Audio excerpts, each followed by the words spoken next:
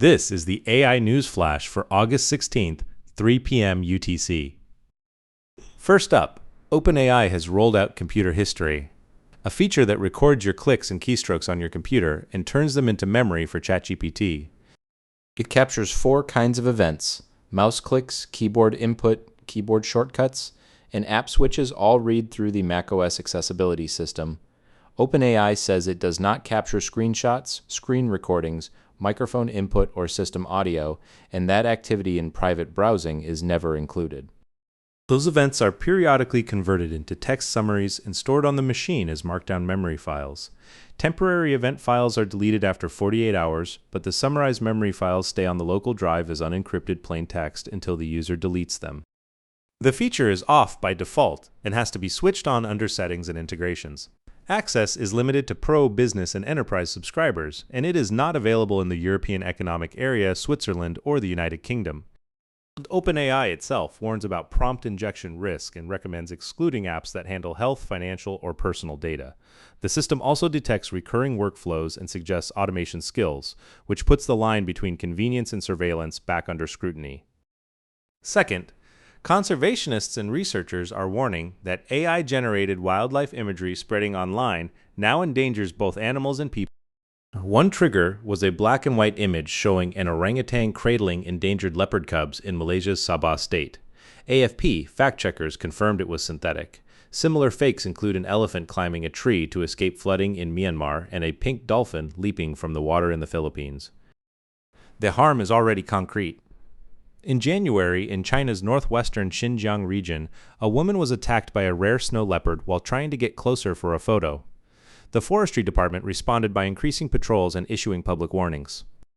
José Guerrero Casado, a zoology professor at the University of Córdoba in Spain, co-authored a paper in the peer-reviewed journal Conservation Biology calling the spread of AI misinformation a major threat to society.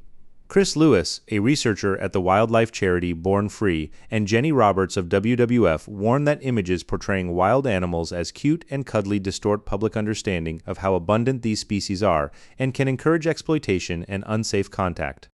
Meta and TikTok both require labeling of realistic AI-generated visuals, but AFP fact-checkers found multiple wildlife posts circulating with no label at all. Third, research firm SemiAnalysis reports that Google has tapped AMD to help design its next-generation TPU. The project targets the 10th generation of the TPU. If accurate, it would be AMD's first real involvement in a custom AI ASIC program, despite the company having its own custom silicon team. SemiAnalysis points to AMD's strength in advanced packaging and its general-purpose CPU core IP as what Google is after. The reasoning behind it is a shift in what AI compute actually looks like. Conventional large language model training is overwhelmingly accelerator-heavy, but reinforcement learning for reasoning models and agentic systems needs far more general-purpose compute running around the accelerator. That is why Google and its customers are pushing for TPUs with CPU cores integrated on the same package. SemiAnalysis also notes that Broadcom, which has co-developed TPUs so far, is losing share. And that TPU output in the second half of this year may come in lower because of difficulties ramping Cozy's advanced packaging supply. That said, this is a research firm summarizing market chatter. Neither Google nor AMD has confirmed it, so it should be taken with that caveat. Fourth, the Indian state of Karnataka will introduce AI education from Class 6 in every school across the state. Its Chief Minister D.K. Shivakumar announced it in his Independence Day address in Bengaluru on August 15th. The plan has 2 parts, called AI Akshara Abhiyana and Coding Gurukul, with the second offering free classes where students anywhere in the state can learn coding and AI. Alongside that, the state plans to establish India's first government-owned AI university in Bengaluru. AI certificate courses are set to begin in January 2027, and AI hubs for training and hands-on work will be built across the state. The underlying school system is being upgraded in parallel.